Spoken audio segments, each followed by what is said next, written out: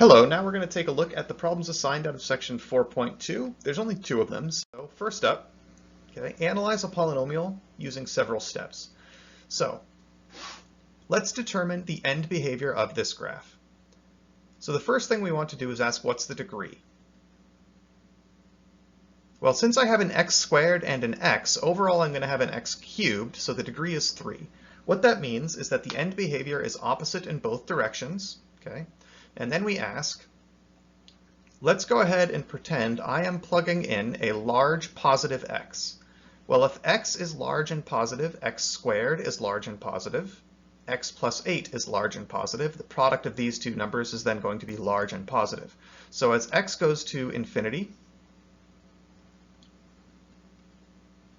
f of x must also be large and positive, going to infinity. Since this is an odd degree polynomial, when I go the other way, the function does the other thing. Opposite end behavior in two directions. Find the x and y intercepts of the graph of the function. Well, the y-intercept is pretty straightforward. If I just plug in x equals 0, we have 0 squared times 0 plus 8, but this just goes to 0. So here is the y-intercept. For the x-intercept, we're trying to find which values of x produce a value of y equals 0. In other words, what are the zeros of this polynomial? Well, it's already factored. So since our factors are x squared, or x minus 0 squared, and x plus 8, or x minus 8, x plus 8 to the first, then our zeros, or our y-intercepts, are x could be 0, or negative 8. Whoops, and I wrote an infinity. Or negative 8. So here are our x-intercepts. Determine the zeros of the function and their multiplicity. We just did determine the zeros. The zeros are x equals 0 and x equals minus 8. What about the multiplicity? X equals 0 is this factor right here. It has multiplicity 2. X equals minus 8 is this factor with an exponent of 1 that we didn't bother writing, so it has multiplicity 1. Since this has multiplicity 2, the graph will touch the axis. Since this has multiplicity 1, the graph will cross the axis. So now let's take a look at the pictures that are drawn, and see what sort of zeros with what multiplicity they have. So looking at A, the end behavior is wrong. As x goes off to infinity, f of x is going down to minus infinity. So the end behavior is wrong, can't be this one. Let's look at B. The end behavior is correct, It goes up to the right and it goes down to the left. Let's take a look at the intercepts. I have 0, 0 and negative 8, 0. I know this is negative 8, by the way, because of the scale that's given. This goes from 0 to negative 20, and that looks about halfway there. So I'm going to give it the benefit of doubt and think, yeah, that's probably negative 8. The end behavior is right. The intercepts are right. What about the multiplicity? It touches the axis at x equals 0. It crosses the axis at x equals minus 8. So this seems pretty likely. And let's just check everything else. So here my zeros are 0 and 8, which was wrong.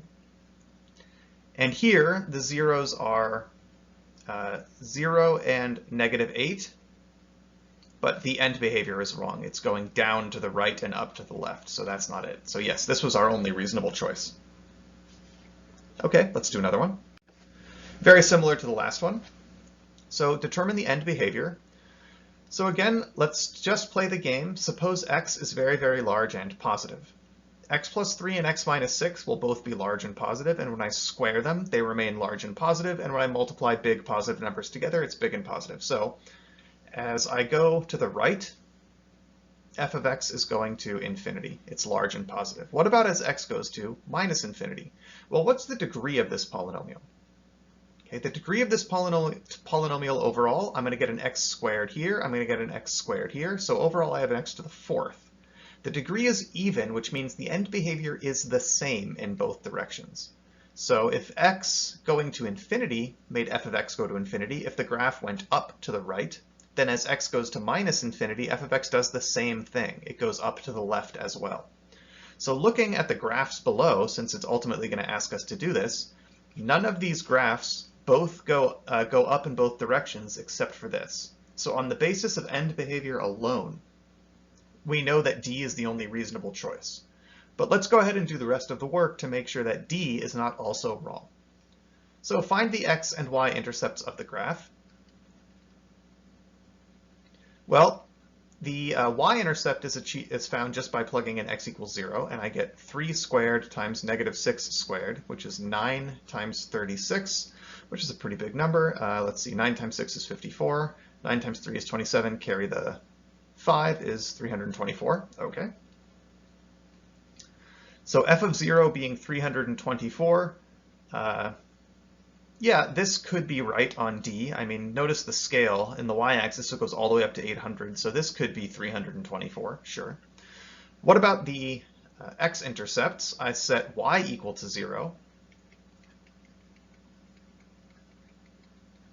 And I see pretty quickly that I have two zeros. X can equal negative 3. That has multiplicity 2, so the graph touches the axis.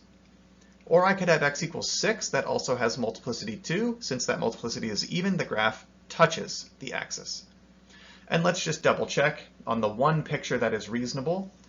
On the two roots of negative 3 and positive 6, the graph touches the axis but doesn't cross. So this is all consistent, and we can comfortably say yes, D is a very reasonable choice for a graph of this function.